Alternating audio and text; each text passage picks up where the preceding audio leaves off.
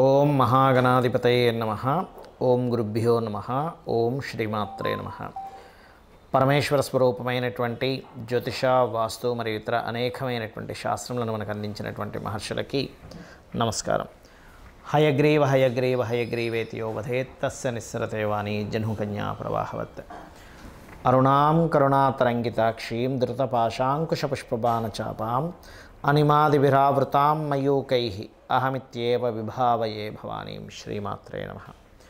ప్రేక్షకులకి ఆ లలితాంబిక అమ్మవారి యొక్క అనుగ్రహం పరిపూర్ణంగా కలగాలని మనస్ఫూర్తిగా కోరుకుంటూ మనం ఈరోజు చెప్పుకోబోయే టాపిక్ ఏమిటంటే 2025 సంవత్సరంలో 12 లగ్నాల వారికి, లగ్నాలు తెలియని వారి రాసుల వారికి ఎలా ఉండబోతుంది. అయితే ఇక్కడ మీకు సందేహం కలగవచ్చు, ఏమంటే మన తెలుగు సంవత్సరం కదా 2025 ఎందుకు చెప్తున్నారని. నాకు చాలామంది మెసేజ్లు చేసి ఏమంటే 2025 ఎలా ఉంటుందంటే ఉగాది దాకా ఆగండి, ఉగాది మనకి లెక్క అంటే అలా కాదు సార్, మేము ఇయర్ ప్లానింగ్ చేసుకుంటాం కదా విదేశాల్లో ఉండేవాళ్ళం. అది 2025 ప్లానింగ్ అంటే జనవరి నుంచి డిసెంబర్ ప్లానింగ్ చేసుకుంటాము. ఆ ప్లానింగ్ పరంగా మేము ఎక్కడ ఇన్వెస్ట్మెంట్స్ ఎలా చేయాలి, ఎలాంటి జాగ్రత్తలు తీసుకోవాలనేది మాకు ఇయర్ టు ఇయర్ తీసుకుంటాము. బట్ మీరు ఇదొక్కటి మాకు కొంచెం చెప్పండి అని చెప్పి అడుగుతూ ఉంటే ఒక్కొక్కరికి చెప్పడం కుదరదు, అది వీడియోలు చేస్తానులేండి అని చెప్పి అనడం జరిగింది. కాబట్టి ఈ 2025 యాక్చువల్గా అయితే మళ్ళీ చెప్తున్నాను, గుర్తుపెట్టుకోండి, మనది కేవలం ఉగాది నుంచి ఉగాది కొత్త సంవత్సరం. అంటే ఇది ఇంగ్లీష్ రిలేటెడ్. ఇంగ్లీష్ అంటే మనకి బయట దేశాల్లో ఉన్నటువంటి సంస్కృతి ఇది, కాకపోతే మనది మాత్రం ఉగాది నుంచి ఉగాది. మళ్ళీ చెప్తున్నా, మళ్ళీ మరోలా అనుకోకండి. అయితే ఇక్కడ మనకి ఈ సంవత్సరం 2025లో ఎప్పుడెప్పుడు ఏ గ్రహాలు మారుతున్నాయి, మేజర్ ప్లానెట్స్ తీసుకోవాలి మనం. ఇక్కడ శని భగవానుడు మార్చ్ ఎండింగ్లో మీనంలోకి వెళ్ళిపోతున్నాడు. అలాగే ఈ రాహువు, కేతువు, గురువు గుర్తుపెట్టుకోండి. ఈ గురువు వృషభం నుంచి మిథున రాశిలోకి మే 15వ తేదీ మారుతున్నాడు. ఈ రాహుకేతువులు మే 30వ తేదీకి మారిపోతున్నారు. సో ఈ మేజర్గా ఈ 4 ప్లానెట్లే ఎప్పుడు కూడా సంవత్సర ఫలితాలను సూచిస్తుంటాయి. అది మనం ఉగాదికి చెప్పుకున్నా, లేకపోతే ఈ కొత్త సంవత్సరానికి చెప్పుకున్నా. కాబట్టి ఉగాది కంటే ముందే మనకి శని మారుతున్నాడు నాకు తెలిసి, ఆ కాంబినేషన్స్ బట్టి చూసుకుంటే. కాబట్టి మీరు అందరూ కూడా ఈ సంవత్సరం అసలు ఏ రకమైనటువంటి జాగ్రత్తలు తీసుకోవాలి, ఏ విషయాలు చాలా బాగుంటుంది, మరియు అమ్మవారి యొక్క అనుగ్రహాన్ని పొందాలంటే అమ్మవారిని ఏ లగ్నం లేదా ఏ రాశి వారు ఏ మంత్రంతో, అదేవిధంగా ఏ గ్రహానికి ఎటువంటి దానం ఇవ్వాలనేటువంటి విషయాలు మనం ఒక్కొక్క లగ్నరీత్యా మనం తెలుసుకుందాం. ధనుర్లగ్నము, ధనస్సు రాశి. ధనస్సు వారికి కనుక చూసుకున్నట్లయితే ఇక్కడ మీకు ఈ 2025 మాసంలో ముఖ్యంగా మారేటువంటి 4 గ్రహాలు ఎటువంటి ఫలితాలను ఇస్తాయి. ముఖ్యంగా శని భగవానుడు 3వ స్థానం నుంచి 4వ స్థానంలోకి వెళ్తున్నాడు. ఇక్కడ అందరూ ఏంటంటే మార్చ్ 30వ తేదీ నుంచి అర్ధాష్టమ శని వస్తుంది కదా అంటారు. అది నిజమే, అందులో ఎటువంటి సందేహం లేదు. కానీ మనం ఎంతసేపు అర్ధాష్టమ శని అనగానే ఏది పని అవ్వదు అనుకోకూడదు. కొంచెం 4వ స్థానంలోకి వెళ్తున్నందుకు కొంచెం కన్స్ట్రక్షన్ చేసేటప్పుడు సంతాన సంబంధించిన విషయంలో, ఎందుకంటే గురు రాశులు కాబట్టి సంతానాన్ని పొందే అంశాల్లోని కొంచెం ఫ్రెండ్స్తోని కొత్త పరిచయాలు, ప్రేమ వ్యవహారాలు, ఇట్లాంటి విషయాల్లో కొద్దిగా జాగ్రత్తగా ఉండాలి. ఎందుకంటే ఇక్కడ 4వ స్థానంలోకి వెళ్తున్న శని 6వ స్థానం మీద చూపిస్తాడు దాని ప్రభావం 3వ దృష్టితో. అప్పుడు 5వ స్థానం అనేటువంటి కొంచెం బ్లాక్ అవుతుంది. కాబట్టి ఏంటి, సంతానము, సినిమా ఫీల్డ్, క్రియేటివ్ ఇట్లాంటి విషయాల్లో కొంత జాగ్రత్త వహించాలి. కన్స్ట్రక్షన్ చేసేటువంటి విషయాల్లో, వాహనాలు నడిపేటప్పుడు కొంచెం అంటే స్లో అవుతూ ఉంటాయి. ఒక కన్స్ట్రక్షన్ స్టార్ట్ చేసాం, స్లోగా సాగుతూ ఉంటుందని మనం అర్థం చేసుకోవాలి. అలాగే రాహువు, కేతువు కూడా మారుతారు. 4లో ఉండే రాహువు 3లోకి వస్తున్నాడు. ఎప్పటి నుంచి? మే 30వ తేదీ నుంచి. కాబట్టి మే 30వ తేదీ వరకు ఏదైనా విదేశాల్లో సెటిల్ అవ్వాలి, విదేశాల్లో గ్రీన్ కార్డ్ హోల్డర్స్ అవ్వాలనుకునే వాళ్ళకి చాలా బాగుంటుంది. కానీ మే 30 ఎప్పుడైతే వచ్చిందో 3లోకి వస్తాడు ఎప్పుడైతే రాహు. ఇది ఒక రకంగా 3లో ఉండేటువంటి రాహు పరాక్రమాన్ని, ధైర్యాన్ని ఇట్లాంటి వాటిని ఇస్తాడు. మరి భాగ్యస్థానంలో ఉండేటువంటి కేతు యొక్క ప్రభావం ఎలా ఉంటుంది ఏమిటి అని చెప్పి చూసుకున్నట్లయితే, భాగ్యంలో కేతువు పర్టికులర్గా గుర్తుపెట్టుకోండి, దూర ప్రాంతాలకు వెళ్ళేటువంటి విషయాల్లోని, మరియు అదేవిధంగా లాంగ్ జర్నీ చేసేటప్పుడు, పెద్ద మొత్తంలో ఏదైనా మనీ ట్రాన్స్ఫర్ చేసేటప్పుడు తండ్రి గారు లేదా గురువులతోని అనవసరం చిన్న డిఫరెన్సెస్ ఇస్తూ ఉంటుంది అక్కడ. కాబట్టి ఈ యొక్క విషయాలు జాగ్రత్తగా ఉంటూ, భాగ్యకేతు ఉన్నప్పుడు సర్వసాధారణంగా సూర్య ఆలయాలు, గణపతి క్షేత్రాలు, ఆలయాలకు వెళ్ళినట్లయితే అద్భుతంగా ఉంటుంది. అలాగే ఇక్కడ సప్తమ స్థానంలో గురువు మారుతాడు ధనుసు లగ్నానికి. లగ్నాధిపతి వెళ్ళి సప్తమంలోకి వెళ్తున్నాడు. దీనివల్ల ఏమిటండి, ఇక్కడ చతుర్థాధిపతి కూడా అవుతున్నాడు. కాబట్టి ఎప్పుడైతే మీకు మే 15వ తేదీ నుంచి గురువు మారుతున్నాడో ఈ రిజల్ట్స్ పర్టికులర్గా చూసుకున్నట్లయితే ఇది మీకు మరియు మీ జీవిత భాగస్వామికి ఇద్దరికీ కూడా ఉద్యోగ అవకాశాలను ఇచ్చేటువంటి యోగం. అంటే ఉద్యోగాలు మారాలి, కొత్త ఉద్యోగ అవకాశాలు ఎప్పుడు వస్తాయి, ఒకవేళ 2025లో అంటే మే 15 తర్వాత ఈ గురువు మారడం వల్ల ఇస్తాడు. అంటే గురుబలం లగ్నాన్ని చూస్తుంది. ఈ చతుర్థాధిపతి సప్తమంలోకి వెళ్తాడు.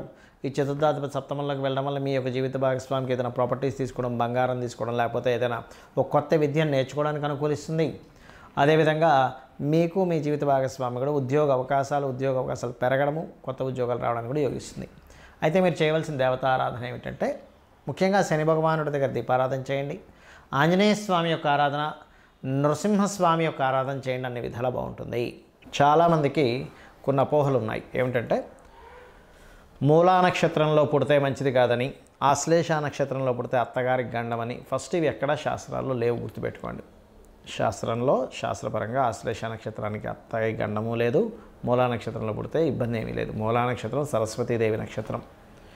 ఆశ్లేష నక్షత్రంలో పుడితే అద్భుతమైన తెలివితేటలు ఉంటాయి వాళ్ళకి, గుర్తుపెట్టుకోండి. మంచి తెలివితేటలు అయిన వాళ్ళు ఉంటారు. ఎందుకంటే చంద్రుడు మూన్ బుధ నక్షత్రంలో ఉన్నాడు. ఇది మీరు అర్థం చేసుకోవాలి. మూలా నక్షత్రంలో పుట్టిన వాళ్ళకి ఆధ్యాత్మిక యోగం కూడా బాగుంటుంది. తల్లిగారు మంచి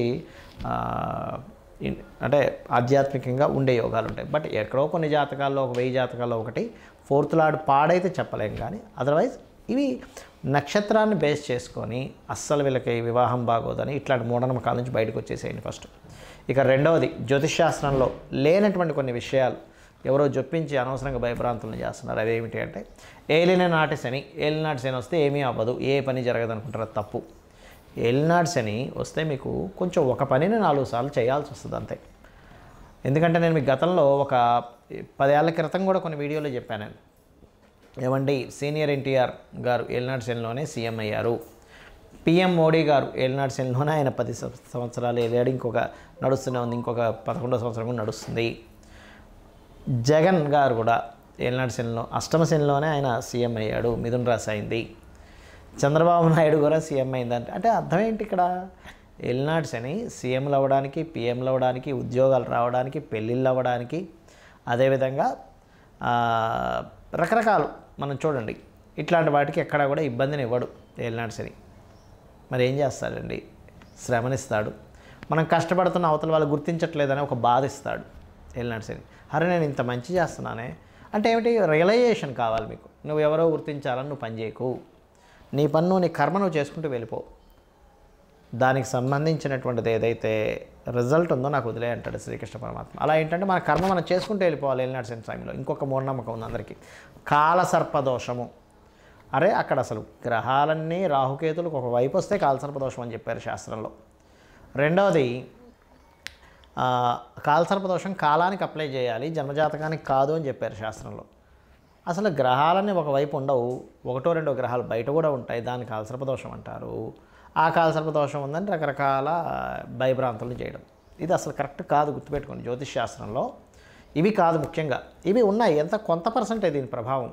ఏలినాటి శని వస్తే కొంత శ్రమ ఉండడం, మనిషికి బద్ధకం రావడం, ఇవి ఉంటాయి. బద్ధకించకుండా, నిద్రపోకుండా మనం పని చేయాలి. కాలసర్పదోషం ఉంటే నేను ఇప్పటికీ చాలాసార్లు చెప్పాను, 140 మంది ప్రెసిడెంట్ల జాతకాలు చూశాను. 140 మంది ప్రెసిడెంట్లకి కాలసర్పదోషం ఉంటే వాళ్ళ దేశాలను వెళ్ళారు అని చెప్పారు. సో ఫస్ట్ మీరు మైండ్లో నుంచి దాన్ని తీసేసేయండి దయచేసి. ఇది కాదు అసలు మీ లగ్నం ఎంత స్ట్రెంత్గా ఉంది, లగ్నం ఎందుకు మీకు ఇది అవ్వలేకపోతుంది, మీ లగ్నాధిపతి ఎవరు దాన్ని స్ట్రెంత్ చేసుకోండి. ఆ గ్రహం దగ్గర దీపారాధన చేయండి. మీ ధనాధిపతి ఎవరు, లేదా అమ్మవారి యొక్క నామం చేసుకోవడం. ఓం సంపత్కరీ సమారూఢ సింధుర వ్రజ సేవితాయ నమః నామం భక్తి శ్రద్ధలతో చేయండి. ఎందుకు ఇవ్వదు అమ్మవారు, ఖచ్చితంగా మీరు నామం చేస్తున్నారంటే ఒక్కొక్క అక్షరము పలికేటప్పుడు మీ ముందునే ఉంటుంది, గుర్తుపెట్టుకోండి. మీ కళ్ళ ముందే ఉంటుంది అమ్మవారు, అర్థమైందా? అలాగే సిబ్లింగ్స్తో ఏదైనా గొడవలు వస్తాయి, 3వ అధిపతి ఎక్కడో పాడయ్యాడు, కుజుడు ఎక్కడో పాడయ్యి ఉంటాడు. అంతేగాని సిబ్లింగ్స్తో గొడవైనా ఏలినాటి శని.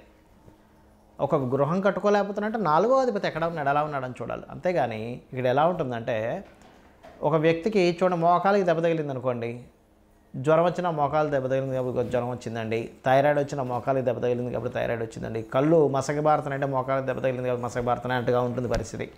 కాబట్టి అది కాదు, శాస్త్రం అది కాదు, గుర్తుపెట్టుకోండి. మీ అధిపతి మీ లగ్నం నుంచి ఎన్నో అధిపతి ఎలా ఉన్నాడు దాన్ని బట్టి మీకు ఇబ్బంది అనేటువంటిది మీ పూర్వజన్మ కర్మ వల్ల వస్తుంది. ఆ కర్మను తొలగించుకోవాలి. ఇంకొక మూఢనమ్మకం, అన్నిటికన్నా పెద్ద మూఢనమ్మకం ఉంటుంది, గుర్తుపెట్టుకోండి. మీరు చేసినటువంటి కర్మలు అంటే మీరు నేను అందరం గుర్తుపెట్టుకోండి, మనందరం చేసినటువంటి కర్మల ద్వారా మనం అనుభవిస్తుంటాం ఈ జన్మనెత్తి. ప్రతి జీవి కూడా దీన్ని తీసుకెళ్ళి దేవుడు కంట కడతాం. ఎట్లాగా? దేవుడు లేడు, దేవుడు ఉంటే నాకు ఇన్ని కష్టాలు వస్తాయా? ఇప్పుడు ఒక టీచరు చక్కగా క్లాసులో ఉన్న 50 మందికి క్లాస్ చెప్పింది, తర్వాత ఎగ్జామ్ పెట్టింది. వీడు సరిగ్గా టీచర్ చెప్పింది వెనక సరిగ్గా రాయకపోతే టీచర్ చెప్పనట్ట, టీచర్ లేనట్ట. నువ్వు చేసినటువంటి కర్మకి నువ్వు అనుభవిస్తున్నావు. అది మంచి కావచ్చు, గుడ్ ఆర్ బ్యాడ్. గుడ్ అయినా మీ కర్మే, గుర్తుపెట్టుకోండి. మీకు ఒక బాగా కలిసి వచ్చిందన్నా మీ కర్మే, మీకు ఇబ్బంది పడుతుందన్నా మీ కర్మే. మరి దేవుడు ఎందుకు అంటే, చిన్న ఎగ్జాంపుల్తో చెప్పి నేను ముగిస్తాను, గుర్తుపెట్టుకోండి. ఒక పిల్లవాడు స్కూల్కి వెళ్తున్నాడు రోజు. అక్కడ ఒక వీధిలో కుక్క ఉంది. ఆ కుక్క వెంటపడ్డము అరవడమో చేస్తుంటే వీడికి భయపడుతున్నాడు. స్కూల్కి వెళ్ళలేకపోతూ భయపడుతూ రావడం. అమ్మకి చెప్పాడు, అమ్మ నేను స్కూల్కి వెళ్ళాలి కానీ రోజు అక్కడ ఒక కుక్క ఉంది అన్నప్పుడు అమ్మ ఏం చేసిందంటే, ఏం కాదురా నేను ఉన్నాను పద అన్నది. లేదా ఒక బెత్తం ఇచ్చింది చేతికి, ఒక కర్ర ఇచ్చింది. అరే ఆ కుక్క ఏదైనా వస్తే కర్రతో ఇలా పారిపోద్దని. అప్పుడు అమ్మ పక్క నుండి నడిపిస్తున్నప్పుడు వీడు స్కూల్కి వెళ్ళడము అక్కడ ఆగలేదు, కుక్క అక్కడే ఉంది. కానీ పక్కన ఎప్పుడైతే అమ్ముందో ఏం జరిగింది? మీకు ధైర్యం ఉంది. అంటే మీరు ఎప్పుడైనా అమ్మవారి ఆరాధన, భగవత్ నామస్మరణ రెగ్యులర్గా చేస్తూ ఇంట్లో సూర్యోదయానికి ముందే దీపారాధన చేయడము, అదేవిధంగా రెగ్యులర్గా ఆలయాలకు వెళ్ళడం చేసినప్పుడు ఏమవుద్దంటే మీ కర్మలు ఎలా ఉన్నా మీరు ధైర్యంగా దాన్ని ఎదుర్కోగలుగుతారు. కాబట్టి ఎన్ని పనులున్నా ఏమైనా ఒకటే గుర్తుపెట్టుకోండి, అమ్మవారిని ఆరాధన చేయాలి, రోజు లలిత సహస్రనామాలు చదువుకోవాలి. లేకపోతే మీ ఎవరైనా సరే అంతా ఒకటే గుర్తుపెట్టుకోండి. శివుడు వేరు, నారాయణుడు వేరు, అమ్మవారు వేరు, ఇవన్నీ పిచ్చి మాటలు అన్నమాట.